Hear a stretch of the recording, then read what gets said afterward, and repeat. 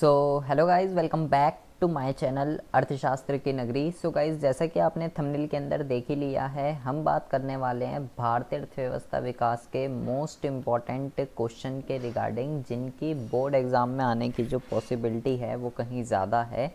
मैंने इससे प्रीवियस आपको समष्टि अर्थशास्त्र के जो है पूरी बुक के स्टार्टिंग से लेके एंड तक एक एक चीज़, 1 नंबर के, 3 नंबर के, 6 नंबर के क्वेश्चन मैंने आपको बता दिए हैं।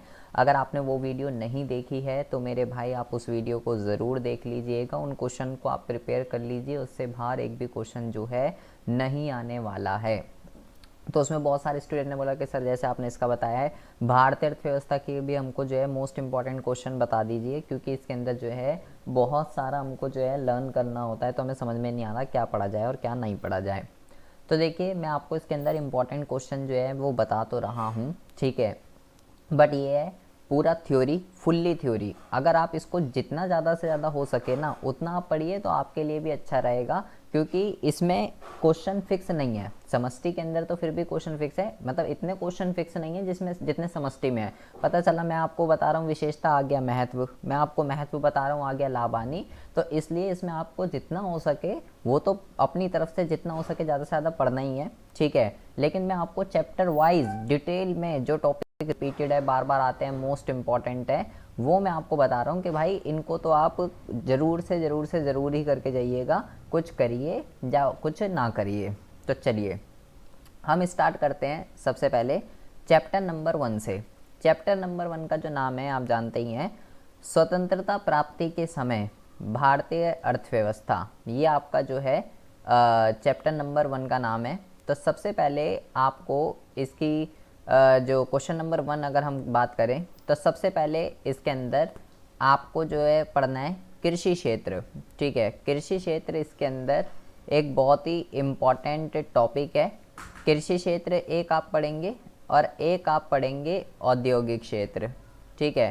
कृषि क्षेत्र और औद्योगिक क्षेत्र ये आप पढ़ेंगे कि भाई स्वतंत्रता प्राप्ति के समय इसकी जो है क्या स्थिति थी, ठीक है। या आप इसकी विशेषताएं भी आप इसको कह सकते हो, कुछ भी आप इसको कह सकते हो कि स्वतंत्रता प्राप्ति के समय कृषि क्षेत्र की विशेषताएं बताइए, स्वतंत्रता प्राप्ति के समय औद्योगिक क्षेत्र की विशेषताएं बताइए, कुछ भी है। आपको जो है कृषि क्षेत्र और औद्योगिक क्षेत्र, इन दोनों क्षेत्रों के बारे में आपको जो है बहुत ही अच्छे से पढ़ के जाना है, क्योंकि इसके अंदर इसके ऊपर एग्ज़ाम के अंदर जो है क्वेश्चन आना ही आना है।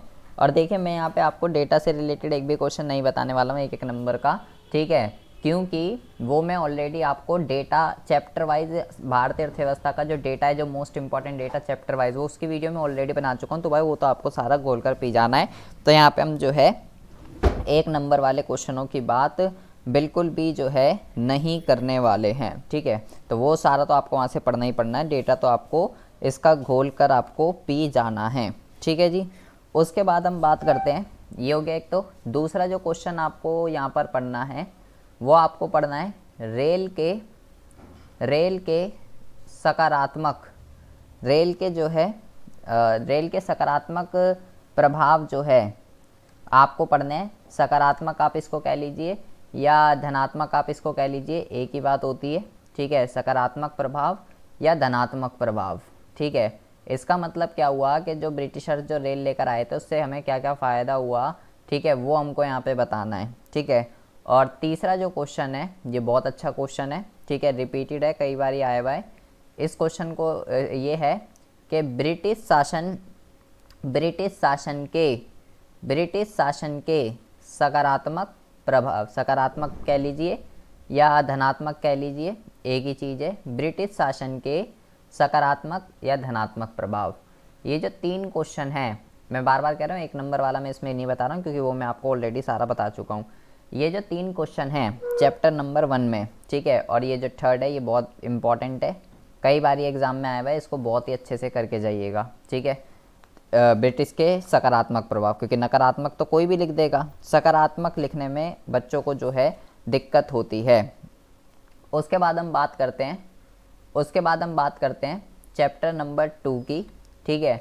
आपके पास बुक कोई भी है, संदीप गर्ग वगैरह है, TR जैन वगैरह कोई भी है, तो आप जो है बस आप टॉपिक मिलाते रहिए, ठीक है। हो सकता है संदीप गर्ग में इकट्ठा सब दे रखा हो, आपको कब में लेना भाई ये कौन सा चैप्टर है। अब हम बात कर रहे हैं टॉपिक की, भारत में पंचवर्षीय योजनाएं, 5 ईयर प्लान की हम बात कर रहे हैं। तो सबसे पहली बात तो आपको इसके अंदर जो पढ़ना है, जो टॉपिक आपको इसके अंदर पढ़ना है, वो केवल एक ही टॉपिक इसके अंदर जो है आना है। क्या टॉपिक आता है इसके अंदर से, देखिए इसके अंदर जो टॉपिक आता है वो आता है नियोजन के दीर्घकालीन उद्देश्य। ठीक है, नियोजन के जो है दीर्घकालीन उद्देश्य, ये जो है एग्ज़ाम के अंदर आता है। इसके अंदर जो है 4 उद्देश्य होते हैं, जैसे कि जीडीपी को बढ़ाना, ठीक है, ये सबसे पहला उद्देश्य है। और दूसरा जो है वो है आपका आत्मनिर्भर होना, ठीक है। और तीसरा जो होता है इसके अंदर वो होता है साम्य। और चौथा जो होता है इसके अंदर वो होता है आपका आधुनिकरण। ये जो 4 टॉपिक हैं, ये भाई फिक्स क्वेश्चन है, फिक्स 3 नंबर का एग्ज़ाम में आता ही आता है। नियोजन के दीर्घकालीन उद्देश्य हैं ये, ठीक है, 4। तो इसको आप जो है बहुत ही अच्छे से पढ़कर जाएंगे कि भाई ये जो है ये क्या है, क्यों, इसके क्या उद्देश्य होते हैं। और बार बार कह रहा हूँ, 1 नंबर का मैं आपको ऑलरेडी बता चुका हूँ। अच्छा, यहाँ पे एक उद्देश्य है आत्मनिर्भर और आधुनिकरण। तो एक दूसरा क्वेश्चन हम यहाँ पे लिखते हैं, हम यहाँ पे लिखते हैं कि आत्मनिर्भर जो है और आधुनिकरण जो है, आत्मनिर्भर और आधुनिकरण, क्या ये आपस में विरोधाभासी हैं, पैराडॉक्स है या नहीं। इसका मतलब क्या होता है, ये सपोर्ट मटेरियल में आपको मिलेगा, ठीक है। बहुत इंपॉर्टेंट क्वेश्चन है, बहुत बारी आया हुआ है एग्जाम में। इसका मतलब ये होता है, आत्मनिर्भर का मतलब होता है कि भाई हम जो दूसरे देशों से जो है गुड्स एंड सर्विसेज को जो भी मंगा रहे हैं, ठीक है, नहीं आत्मनिर्भर नहीं, सॉरी, यहाँ पे एक और उद्देश्य आएगा, यहाँ पे हम लिखते हैं, 1 मिनट रुकिए जरा, यहाँ पे एक और उद्देश्य लिख लीजिए। कुछ कुछ बुकों में होता है, कुछ कुछ में नहीं होता। यहाँ पे आप लिख लीजिए पूर्ण रोजगार, ठीक है। 5 उद्देश्य हैं इसके टोटल, जीडीपी को बढ़ाना, आत्मनिर्भर, साम्य, आधुनिकरण और पूर्ण रोजगार। तो वो आपसे एग्ज़ाम में ये पूछेगा कि ये जो पूर्ण रोजगार और ये जो आधुनिकरण है, क्या ये आपस में विरोधाभासी हैं। इसका मतलब है, पूर्ण रोजगार का मतलब होता है वो सभी बंदे जो काम करना चाहते हैं उन्हें काम दीजिए, और आधुनिकरण का मतलब होता है नई नई मशीनें लगाओ। अबे तो या तो नई मशीनें लगेगी या लोगों को काम मिलेगा, क्योंकि मशीन तो 10 बंदों का काम अकेले कर देती है।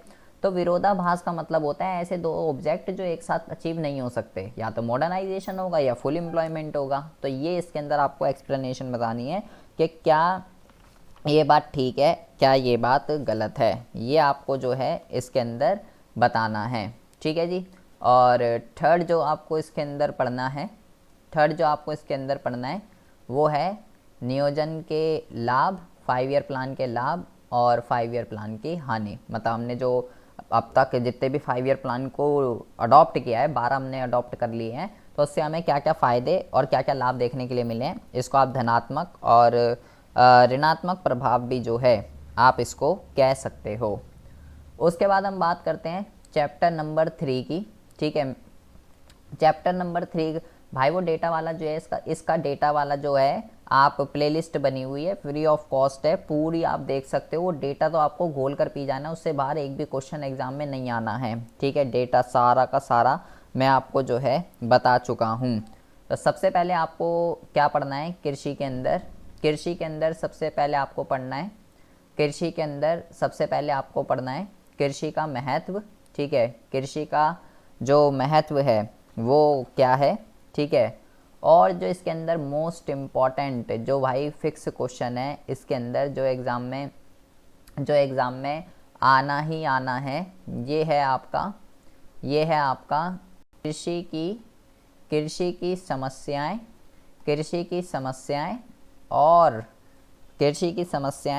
और उनका समाधान आप कह लीजिए या सुधार आप कह लीजिए, ठीक है। ये तो भाई समस्या आए या ना आए, सुधार तो आएंगे ही आएंगे। जैसे कि सुधारों को हम 3 कैटेगरी में बांटते हैं, पहला जो होता है तकनीकी सुधार, दूसरा जो होता है वो होता है भूमि सुधार, और तीसरा जो होता है उसको हम कहते हैं सामान्य सुधार। तकनीकी सुधार को ही हरित क्रांति कहते हैं, भूमि सुधार को ही संस्थागत सुधार कहते हैं। तो पूरा टॉपिक हरित क्रांति वगैरह क्या है, पूरा टॉपिक आपको घोल कर पी जाना है। भूमि सुधार क्या होता है, इसके उद्देश्य, क्यों भूमि सुधार किए जाते हैं, इसके प्रकार, इसका मैथ, सब कुछ ये तो गारंटीड है, एग्ज़ाम के अंदर आना ही आना है। तकनीकी सुधार को ही हरित क्रांति कहते हैं, बार बार कह रहा हूँ, और भूमि सुधार को ही संस्थागत सुधार कहते हैं। तो या तो तकनीकी सुधार या भूमि सुधार एग्ज़ाम के अंदर जो है आना ही आना है। इसके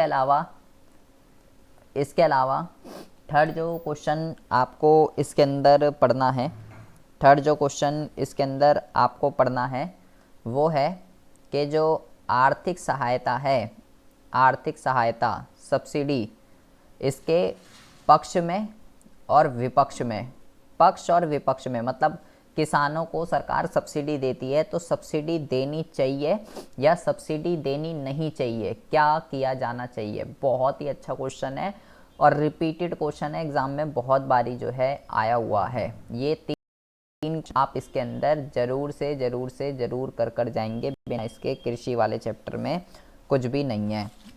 अब हम बात करते हैं टॉपिक नंबर 4, चैप्टर नंबर 4 कह सकते हो आप, औद्योगिक विकास की रणनीति। तो इसको कहते हैं इंडस्ट्रियल पॉलिसी रिजोल्यूशन, ठीक है, IPR इसको कहते हैं शॉर्ट में। इसके अंदर देखिए सिर्फ एक ही क्वेश्चन है जो बार बार रिपीटेड है, क्या है, इंडस्ट्रियल पॉलिसी रिजोल्यूशन, ठीक है। इंडस्ट्रियल पॉलिसी रिजोल्यूशन मतलब कि 1956 की जो औद्योगिक नीति है उसको कहते हैं ये IPR 1956 की विशेषताएं, ये आपको पढ़ना है। ये गारंटीड क्वेश्चन है, फिक्स, एग्जाम में आना ही आना है। क्या है ये, 1956 की औद्योगिक नीति की विशेषताएं पढ़नी है। 3 विशेषताएं होती हैं जिसमें सरकार ने उद्योगों को 3 उसमें बांट दिया, लाइसेंस की व्यवस्था कर दी, औद्योगिक रियायतें दे दी। ये एग्ज़ाम में आएगा ही आएगा। इसके अलावा जो स्मॉल स्केल इंडस्ट्री होती है, लघु उद्योग कह सकते हो, छोटे उद्योग कह सकते हो, ठीक है, इनका अर्थ बताना है, इनका महत्व बताना है, इनकी समस्याएं बतानी है, इनका उपाय बताने हैं, ठीक है। बहुत ही ज़्यादा हॉट्स क्वेश्चन है ये, हॉट्स। छोटे उद्योग और लघु उद्योग एक ही चीज़ होती है, इसी को स्मॉल स्केल इंडस्ट्री कहते हैं, ठीक है। इसका अर्थ, इसका महत्व, इसकी विशेषताएं, ठीक है, इनकी समस्याएं, इसके उपाय, सरकार क्या कर रही है इनके लिए। तो भाई ये आपको जो है पढ़ना ही पढ़ना है, ठीक है जी, गारंटीड क्वेश्चन है। एग्ज़ाम के अंदर जो है इसके ऊपर क्वेश्चन आना ही आना है। इसके बाद जो है जो आपको पढ़ना है इसके अंदर, अगले टॉपिक की अगर हम बात करते हैं चैप्टर नंबर 5 की, चैप्टर नंबर 5 कह लीजिए, टॉपिक नंबर 5 कह लीजिए। इसका नाम है आपका विदेशी व्यापार। तो सबसे पहले आपको यहाँ पे जो पढ़ना है वो आपको पढ़ना है कि विदेशी व्यापार की दिशा, रचना और परिमाण, ये जो 3 वर्ड होते हैं इनका अर्थ क्या होता है, क्या होती हैं ये तीनों चीज़ें, ठीक है। ये आपको पढ़ना है, सिर्फ अर्थ कह रहा हूँ, सिर्फ अर्थ, ठीक है। इसके अलावा इसके अंदर हमने जो अडॉप्ट किया था 40 सालों तक, उसको हम कहते हैं आंतरिक दृष्टि व्यापार रणनीति, ठीक है।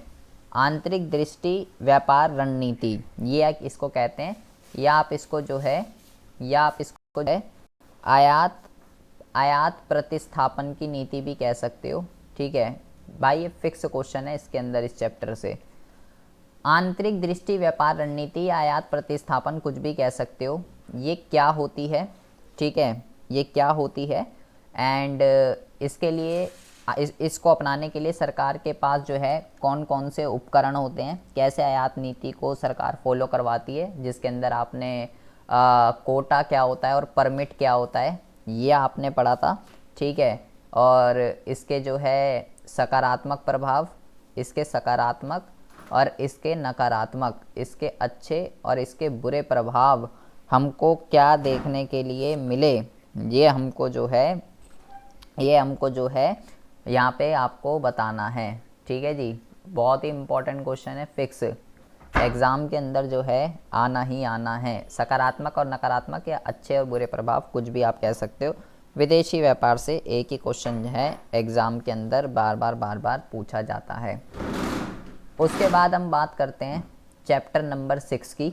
ठीक है, चैप्टर नंबर 6 की अगर मैं बात करता हूँ, देखिए मैं आपको सीधा सीधा बता रहा हूँ कि ये चैप्टर जो है बहुत ज़्यादा इम्पोर्टेंट है।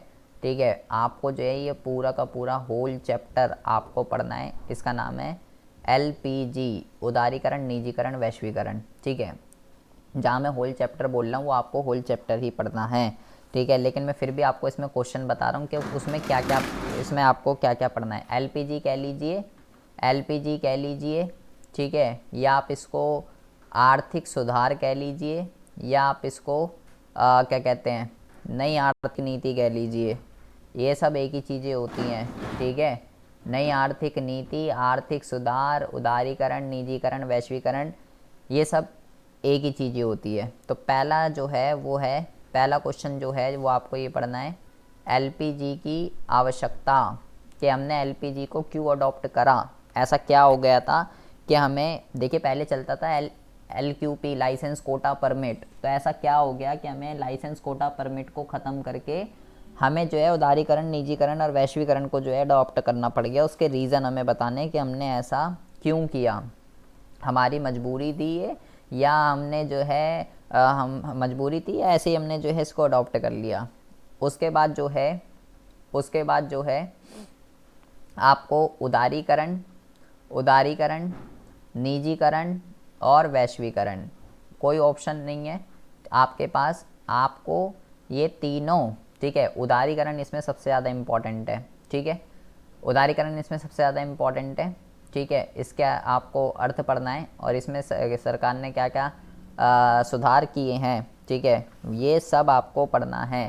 ठीक है, इसके उदारीकरण, निजीकरण के लाभ कह सकते हो, हानि कह सकते हो, विशेषताएं कह सकते हो, कुछ भी आप कह सकते हो। जितना आप पढ़ सको इसके बारे में, उदारीकरण, निजीकरण, वैश्वीकरण, जितना बुक में दे रखा है, आपको एक एक चीज़ पी के जानी है घोल कर। उदारीकरण के बारे में तो आपको कुछ भी नहीं छोड़ना है। ठीक है, ये एग्ज़ाम में बहुत बारी पूछा जाता है। इसके अलावा विनिवेश का अर्थ आपको पढ़ना है, विनिवेश क्या होता है। इसके अलावा नवरत्न कंपनियां, महारत्न कंपनियां और मिनी रत्न कंपनियां जो हैं, इनके उदाहरण आपको जो है पढ़ कर जाने हैं। ठीक है, इसके अलावा आपको जो है क्या कहते हैं, बाहरी स्रोत, आउटसोर्सिंग। ठीक है, आउटसोर्सिंग क्या होता है, बाह्य प्रापण भी इसको कहते हैं। ठीक है, ये क्या होता है, मोस्ट इम्पॉर्टेंट है, मोस्ट इम्पॉर्टेंट, फिक्स गारंटीड है। या तो विनिवेश ये, या ये आउटसोर्सिंग आना ही आना है। ठीक है, आउटसोर्सिंग में चाहे यहाँ पे अलग से लिख देता हूँ। ठीक है, आउटसोर्सिंग जो है इस पर क्या क्या क्वेश्चन बनते हैं आउटसोर्सिंग के ऊपर, पहले तो इसका अर्थ आपको पढ़ना है। ठीक है, और दूसरा आपको ये पढ़ना है कि भारत जो है इसका हब क्यों बनता जा रहा है, क्यों सेंटर इसका बनता जा रहा है। ठीक है, तीसरा आपको पढ़ना है कि विकसित देश जो हैं, विकसित देश जो हैं वो इसका विरोध जो है वो क्यों कर रहे हैं। ठीक है, और भारत से इसको जो है, भारत से इसको जो है क्या लाभ मिलने वाला है। आउटसोर्सिंग एक अलग ही हॉट टॉपिक है, ये आपको जो है पढ़ के जाना है। ठीक है जी, इसके अलावा आपको जो पढ़ना है यहाँ पे, ठीक है, वो मैं आपको बता ही चुका हूँ। WTO और गैट, इसका जो है WTO और गैट, इसका अर्थ और उद्देश्य, क्यों ये बने थे, कि किस लिए ये बने थे, और इससे रिलेटेड सारा डेटा जो कि मैं आपको ऑलरेडी बता चुका हूँ। गैट क्या होता है, WTO क्या होता है, कब इस्टेब्लिश हुए, भारत इसका कब मेंबर बना, एंड क्या कहते हैं, क्या कहते हैं अभी WTO के कितने मेंबर हैं, वर्तमान में कौन WTO का मेंबर बना है, कब बना, ये सब। एक क्वेश्चन है, एक क्वेश्चन है इसके अंदर, द्विपक्षीय और बहुपक्षीय, द्विपक्षीय और बहुपक्षीय व्यापार, द्विपक्षीय और बहुपक्षीय व्यापार, इसके अंदर अंतर कई बार एग्ज़ाम में आता है। ठीक है, इसके अलावा क्या कहते हैं, सीमा शुल्क, सीमा शुल्क वर्सेस गैर सीमा शुल्क, सीमा शुल्क और गैर सीमा शुल्क, ये क्या होते हैं, इसके ऊपर अंतर कई बार सीधा आ जाता है 3-3 नंबर का। ये भी आपको बहुत अच्छे से पढ़ के जाना है। इसके अलावा जो हमने एलपीजी को अडॉप्ट किया है, इससे क्या क्या लाभ हमको देखने के लिए मिले और क्या क्या हानियाँ देखने के लिए मिली। लाभ हानि कह सकते हैं, सकारात्मक या नकारात्मक प्रभाव। ये बड़ा बहुत इंपॉर्टेंट चैप्टर है, बहुत ही अच्छे से आपको जो है इसको पढ़कर जाना है। उसके बाद हम बात करते हैं चैप्टर नंबर 7 की, जो कि आपका डिलीटेड है इस बारी, निर्धनता, वो आपको नहीं पढ़ना है। तो हम बात करते हैं चैप्टर नंबर 8 की। चैप्टर नंबर 8 का जो नाम है, इसका नाम है भारत में मानव पूंजी निर्माण। ठीक है, भारत में मानव पूंजी निर्माण। देखिए अब ऐसे चैप्टर आएंगे जो कि हॉट्स हैं, स्कोरिंग चैप्टर हैं, जिसमें आप जितना ज़्यादा से ज़्यादा पढ़ सको वो तो आपको पढ़ के ही जाना है। लेकिन मैं फिर भी आपको हॉट्स क्वेश्चन बता रहा हूँ जो आपको ये तो ज़रूरी पढ़ने हैं। ये है आपका पहला जो क्वेश्चन है आपका, वो है आपका मानव पूंजी निर्माण। मानव पूंजी निर्माण के स्रोत, फिक्स क्वेश्चन है, फिक्स, एग्ज़ाम में आना ही आना है। ठीक है, कई सारे स्रोत होते हैं, उसमें से एक आएगा 3 नंबर का। ये 3 मार्क्स का जो है फिक्स क्वेश्चन है, आएगा ही आएगा। अगर ये नहीं आया तो इसके अलावा यहाँ पे मानव पूंजी वर्सेस मानव विकास, इसमें क्या अंतर होता है ये आ सकता। मानव पूंजी और भौतिक पूंजी, मानव पूंजी और भौतिक पूंजी, इसमें क्या अंतर होता है, ये भी बहुत बारी क्वेश्चन आया हुआ है। ठीक है, इन दोनों में से एक ना एक क्वेश्चन जो है, इन दोनों में से एक ना एक क्वेश्चन जो है वो एग्ज़ाम में आया हुआ है। स्रोत और समस्याएं दोनों ही पढ़ लीजिएगा कि आखिर मानव पूंजी भारत के अंदर जो है क्यों क्रिएट नहीं हो पा रही है। ठीक है, इसके अलावा क्या कहते हैं, यूजीसी आईएमआर, ठीक है, UGC ICMR, UGC ICMR, NCERT, NCERT, AICTE, इन सबकी क्या कहते हैं, फुल फॉर्म क्या होती है। ठीक है, और ये क्या काम करते हैं, कौन सा संगठन किस काम के लिए बना हुआ है, एक नंबर में बहुत बारी जो है ये पूछा जाता है। ठीक है जी, ये आपको जो है इसके अंदर पढ़ के जाना है, गारंटीड है इससे। और डेटा तो मैं आपको बता चुका हूँ सारा का सारा, जो आपको जो है लर्न करना है। अब आते हैं चैप्टर नंबर 9। चैप्टर नंबर 9 जो है इसका नाम है ग्रामीण विकास। तो ये भी मैं यहाँ पे जो है होल चैप्टर जो है यहाँ पे लिख रहा हूँ, क्योंकि ये भी बहुत अच्छा चैप्टर है। ठीक है, रिपीटेड क्वेश्चन है इसके ऊपर एग्ज़ाम के अंदर जो है, भाई साहब ये समझ लीजिए मतलब फिक्स क्वेश्चन है, आप इसको छोड़ के नहीं जा सकते। एलपीजी के बाद जितने भी चैप्टर हैं वहाँ से आप ये समझ लीजिए भाई क्वेश्चन फिक्स हैं। एक भी क्वेश्चन ऐसा नहीं है, एक भी टॉपिक ऐसा नहीं है जो आप ये कह सकते हो कि मैं छोड़ के जा रहा हूँ भाई, ये तो जो है एग्ज़ाम में नहीं आने वाला है, ऐसा जो है एक भी नहीं है। तो चैप्टर नंबर 9 की बात करें अगर हम, तो इसमें आपको पूरा का पूरा पढ़ के जाना है। ठीक है, अभी दिख जाएगी आपको स्क्रीन, रुक जाइए। ठीक है, पूरा का पूरा जो है आपको इसके अंदर पढ़कर जाना है, एक भी चीज़ आपको इसके अंदर नहीं छोड़नी है।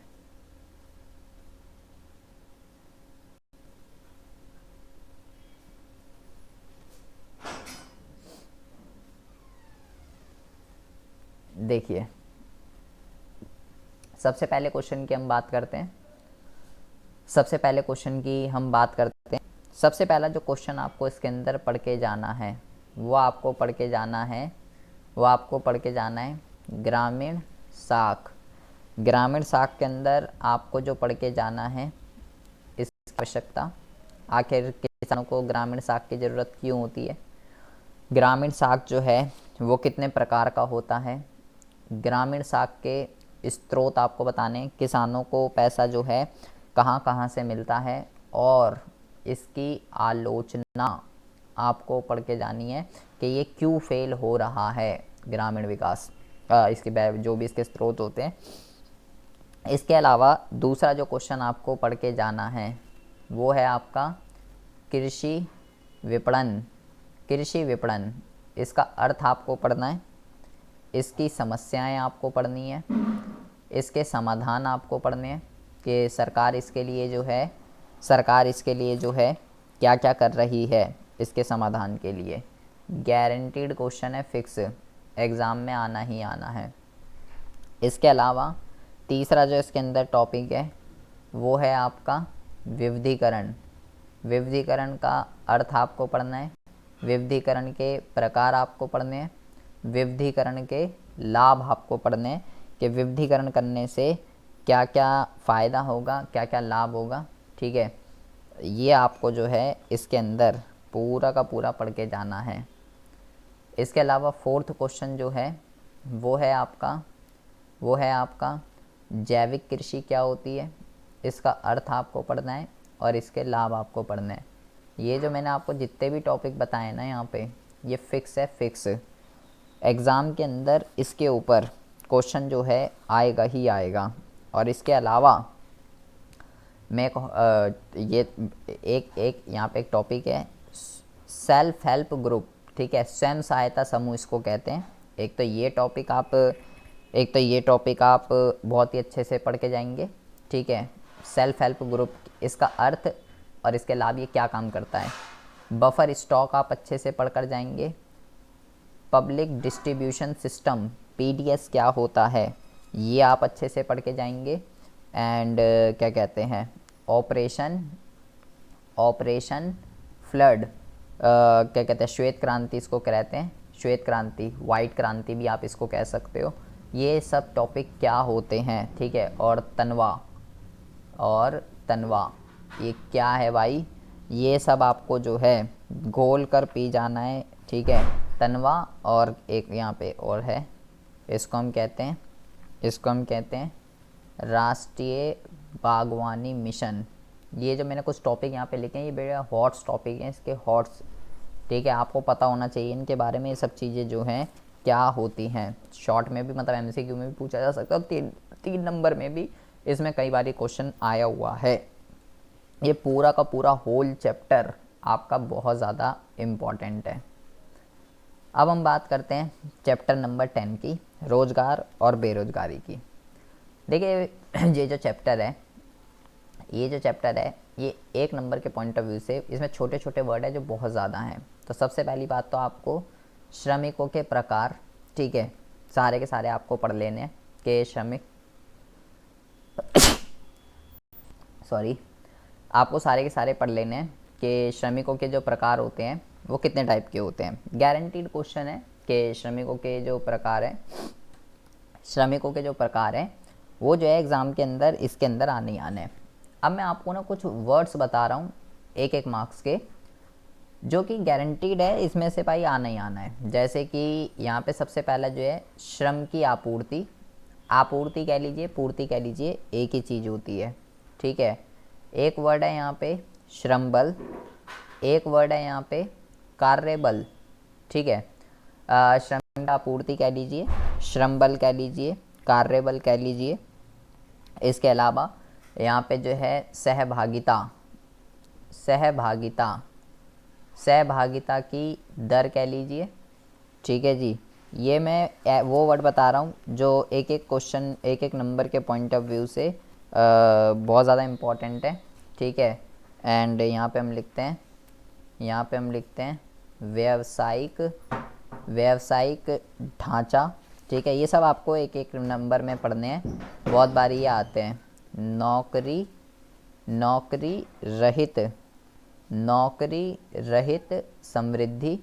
ठीक है, ये सब आपको पता होने चाहिए कि ये क्या होते हैं। और यहाँ पे एक वर्ड है अनियमितीकरण।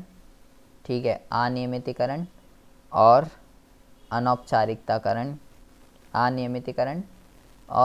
अनौपचारिकताकरण। ठीक है जी, ये जो मैं यहाँ टॉपिक लिख रहा हूँ, ये आपको इसमें से एक भी टॉपिक जो है वो छोड़ के नहीं जाना है। जो क्वेश्चन आएगा गारंटीड है, इसमें से ही एग्ज़ाम में क्वेश्चन जो है आपसे पूछा जाएगा। इसके अलावा यहाँ पे जो अगला क्वेश्चन जो एग्ज़ाम के अंदर आता है, इसमें से वो हम बात करते हैं कि जो महिला श्रमिकों का जो महिला महिला श्रमिकों का महिला श्रमिकों का जो प्रतिशत है वो क्या कहते हैं, वो ग्रामीण क्षेत्रों के अंदर जो है ना, ग्रामीण क्षेत्रों का जो महिलाओं का प्रतिशत है वो ज़्यादा है शहरी क्षेत्रों से। तो वो आपसे बोलेगा कि भाई ऐसा क्यों है, ये बता कि ऐसा क्यों है, महिलाएं जो हैं शहरों में ज़्यादा काम क्यों करती हैं, और सॉरी मैं गाँव में ज़्यादा काम क्यों करती हैं, शहरों में काम ज़्यादा क्यों नहीं करती। अगला जो क्वेश्चन है यहाँ पे ये है आपका कि महिला श्रमिकों को जो है, महिला श्रमिकों का जो है कम महत्व, महिला श्रमिकों को कम इम्पोर्टेंस जो है वो क्यों दी जाती है। ये भी बहुत अच्छा क्वेश्चन है, इम्पोर्टेंट है। मतलब मेल को तो श्रमिक माना जाता है, फीमेल को जो है श्रमिक नहीं माना जाता। इसके पीछे जो है क्या रीज़न है, ठीक है। इसी के अंदर मैं एक और टॉपिक लिख रहा हूँ, इसको कहते हैं महिला बेरोजगारी, ठीक है। महिला बेरोजगारी जो है क्या होती है, वुमेन अनएम्प्लॉयमेंट, ये क्या होता है, ये आप जो है इसके अंदर पढ़ के जाएंगे, ठीक है जी।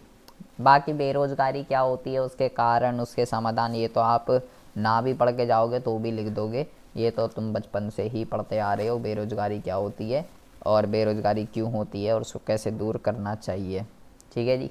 उसके बाद हम बात करते हैं चैप्टर नंबर 11 की, जो कि आपका डिलीटेड है, आधारिक संरचना, ठीक है।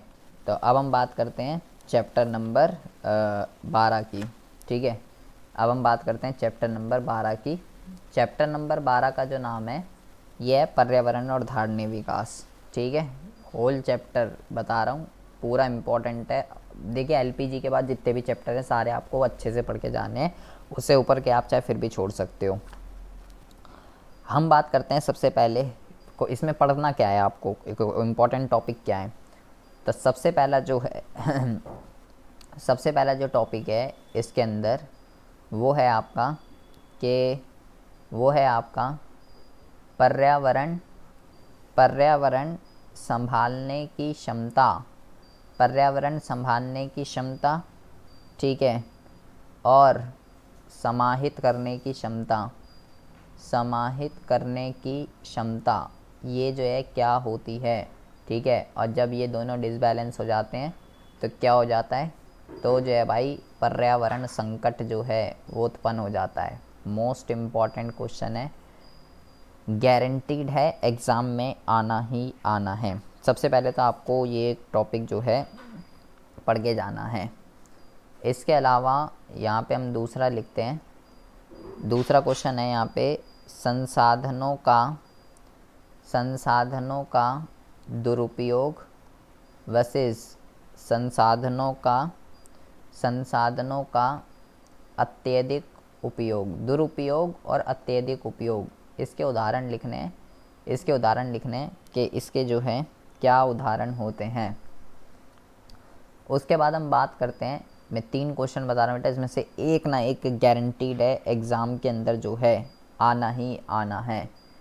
तो क्वेश्चन क्या है, क्वेश्चन जो है, पहला क्वेश्चन जो है वो है आपका पर्यावरण अवक्षय जो होता है, इन्वायरमेंटल डिग्रेडेशन, वो विकास की एक वर्जित अवसर लागत है। आपको ये बताना है हाँ या ना। ये क्वेश्चन में पूछ क्या रहा है मुझे बताना, इसका कमेंट बॉक्स में कमेंट करके कि ये क्वेश्चन में पूछ क्या रहा है, इसके अंदर आपको जो है बताना क्या है। इसके अलावा एक क्वेश्चन है यहाँ पे पर्यावरण संसाधनों का मांग पूर्ति प्रतिलोम क्या होता है, ये क्या दिक्कत है ये। और तीसरा जो क्वेश्चन है इसमें से एक गारंटीड है, एग्ज़ाम में आता ही आता है, ठीक है। यहाँ पे है पर्यावरण अवक्षय की अवसर लागत हमेशा उच्च होती है। ये जो 3 क्वेश्चन मैंने यहाँ पे लिखे हैं ना, ये 3 क्वेश्चन रिपीटेड है, हॉट्स है इस चैप्टर का, इसी में से गारंटीड है एग्ज़ाम में क्वेश्चन जो है वो आएगा ही आएगा। ठीक है जी। उसके बाद इसमें आपको क्या पढ़ना है, इसके बाद इसमें आपको जो पढ़ना है अगला क्वेश्चन वो है भूमि की अवनति, ये क्या होती है। ठीक है, भूमि की अवनति कह लो या भूमि अपक्षय कह लो, एक ही चीज़ होती है। इसका जो है आपको एक तो अर्थ पढ़ना है, एक तो इसका आपको अर्थ पढ़ना है। ठीक है, और इसके कारण पढ़ने हैं कि लैंड डिग्रेडेशन क्यों होता है। अभी प्री बोर्ड में इसमें क्वेश्चन आया था, लैंड डिग्रेडेशन के रीज़न बताने थे कि लैंड डिग्रेडेशन जो है ये क्यों होता है। ठीक है, अगला जो क्वेश्चन है आपका वो है आपका ग्लोबल वार्मिंग जो है ये क्या होती है, और ओजोन अपक्षय जो है ये आपका जो है क्या होता है, ये आपको जो है बताना है। ठीक है जी। रिपीट हॉट्स है बेटा, हॉट्स। ठीक है, बहुत अच्छा चैप्टर है ये, बहुत सारी चीज़ें आपको इसमें सीखने के लिए मिलेंगी। इसके अलावा अगला जो क्वेश्चन है ये है आपका सतत विकास कह लीजिए, या आप जो है धारणीय विकास कह लीजिए, ये एक ही चीज़ होती है। ठीक है, इसका अर्थ और इसकी रणनीतियाँ के सतत विकास के लिए, धारणीय विकास के लिए क्या करना चाहिए कि हम सस्टेनेबल डेवलपमेंट को जो है अचीव कर सकें। उसके बाद हम बात करते हैं अगले चैप्टर की, चैप्टर नंबर 13। ठीक है, भारत, पाकिस्तान और चीन। ठीक है, होल चैप्टर। ठीक है जी। इसमें आपको पढ़ना क्या है, देखिए जो चैप्टर के पीछे जो हाइलाइटर पॉइंट है ना, ठीक है, हाइलाइटर जो पॉइंट है ना चैप्टर के पीछे जो पूरा का पूरा होगा वो तो आपको घोल कर पी जाने हैं। ठीक है, चैप्टर स्टार्टिंग से तो आपको ऐसा समझ नहीं आएगा, चैप्टर के पीछे जो हाइलाइटर है पूरा आपको पढ़ के जाना है, सब कुछ उसमें मिलेगा। तीनों देशों का तुलना। ठीक है, किस किस के बेस पे, जीडीपी के बेस पे, एचडीआई के बेस पे। ठीक है जी, जीडीपी के बेस पे आपको तुलना करनी है और एचडीआई के बेस पे आपको तुलना करनी है, और जनसंख्या यहाँ पे डेमोग्राफिक के ऊपर। ठीक है, इन तीनों के बेस पे इनकी तुलना करनी है। वैसे तो इस पर केस स्टडी वगैरह क्वेश्चन आ जाता है, लेकिन आपको भाई इनकी सफलताएं, विफलताएं और ग्रेट लीप फॉरवर्ड जो है क्या कहते हैं, ग्रेट लीप फॉरवर्ड जो है ये आपका क्या होता है। एक तो ग्रेट लीप फॉरवर्ड क्या होता है, और एक जो है महान सर्वहारा सांस्कृतिक कार्यक्रम, ये क्या होता है, कब इसको अडॉप्ट किया गया। ठीक है, ये 3 नंबर का रिपीटेड क्वेश्चन है, एग्ज़ाम में बहुत बारी जो है पूछा जाता है। तो ग्रेट लीप फॉरवर्ड तो बहुत बारी आया हुआ है, एचडीआई वगैरह ये सब क्या होते हैं ये आपको पढ़ना है। ठीक है, और एक यहाँ पे आपको लिखना है, एक यहाँ पे हम लिख देते हैं स्वतंत्रता सूचकांक, पिछले साल ये बोर्ड में आया है। तो अच्छे से इसको, इन 3 टॉपिक को जो है अच्छे से आप पढ़ के जाएंगे। और पावर पॉइंट कह लीजिए, आपकी बुक के पीछे पावर पॉइंट लिखे हुए होंगे। ठीक है, पूरा सबका तीनों देशों का हॉट्स में लिखा हुआ होगा। ठीक है, कि भाई इनकी सफलताएं, इनकी विफलताएं, कौन देश किससे आगे है, कौन देश किससे पीछे है, वो आपको पढ़ना है। ठीक है, and whole chapter with data, ये सारा है जी आपका। ठीक है, और बाकी तो पूरी इंडियन का जो है डेटा, पूरी इंडियन का डेटा चैप्टर वाइज आपको पढ़ के जाना है। सारी की सारी वीडियो अवेलेबल है चैप्टर वाइज। ठीक है, आप बहुत इजीली पढ़ सकते हो, उससे बाहर एक भी क्वेश्चन एमसीक्यू नहीं आने वाला। इतना आप पढ़ लीजिए, इससे बाहर एक भी क्वेश्चन नहीं आएगा, इस बात की श्योरिटी है। ठीक है जी, ये मैंने बिल्कुल बताया, जो बिल्कुल जो है डीप से अच्छे मार्क्स लाना चाहते हैं, जिनको जुगाड़बाजी करनी है उनके लिए फिर जुगाड़बाजी वाला भी आएगा मामला, जिसमें कुछ 5-10 क्वेश्चन है वो आप देख लीजिएगा, ऊपर के चले जाइएगा, उसमें कल्याण आपका हो जाएगा। तो मिलते हैं आपसे नेक्स्ट वीडियो में ऐसे इंटरेस्टिंग टॉपिक के साथ। तब तक के लिए have a good day, bye bye, take care.